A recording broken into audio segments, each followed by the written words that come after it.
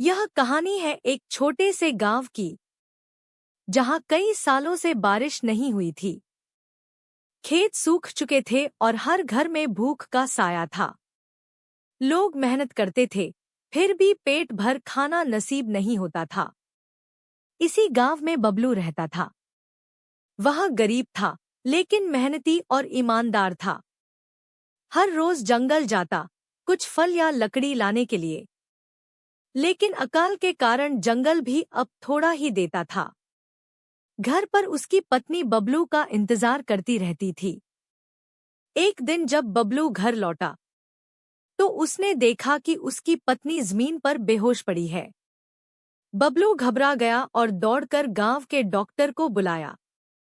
Doctor ने देखकर कहा, इसे अच्छे खाने की जरूरत है, वरना हालत और बिगड़ सकती है।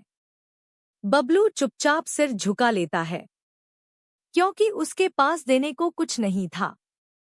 मजबूर होकर बबलू फिर जंगल चला गया। पेड़ों के बीच बैठकर वह फूट फूट कर रोने लगा। उसकी आंखों से आंसू बह रहे थे। तभी अचानक जंगल से एक आवाज आई, बेटा, मुझे बचाओ। बबलू डरते डरते उस आवाज की ओर गया। उसने देखा कि एक बूढ़े बाबा गुफा में फंसे हुए हैं। बबलू ने बिना देर किए बाबा को बाहर निकाल लिया। बाबा मुस्कुराकर बोले, धन्यवाद बेटा, तुम बहुत नेक दिल हो। बताओ, तुम क्या चाहते हो? बबलू बोला, मेरी पत्नी भूखी है, मैं बस उसके लिए खाना चाहता हूँ। बाबा ने बबलू को एक जादुई बॉक्स दिया और कहा, इस बॉक्स में जो दिल से सोचोगे, वही खाना बन जाएगा।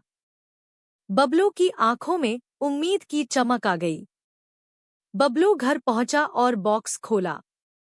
उसने मन में सोचा कि आज गरम खाना चाहिए। अचानक बॉक्स से तेज रोशनी निकली और स्वादिष्ट खाना सामने आ गया। बबलू ने अपनी पत्नी को खाना खिलाया। धीरे धीरे उसकी तबीयत ठीक होने लगी। बबलू बहुत खुश हुआ।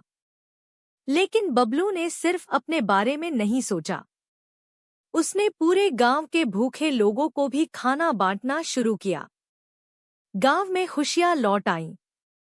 गांव का एक बदमाश बबलू से जलने लगा।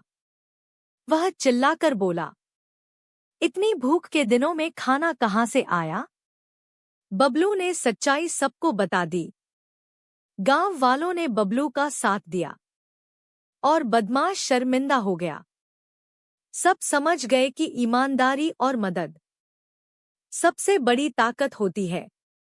इस तरह बबलू की मेहनत और नेकदिली पूरे गांव के लिए वरदान बन गई। सीख, जो दूसरों की मदद करता है, भगवान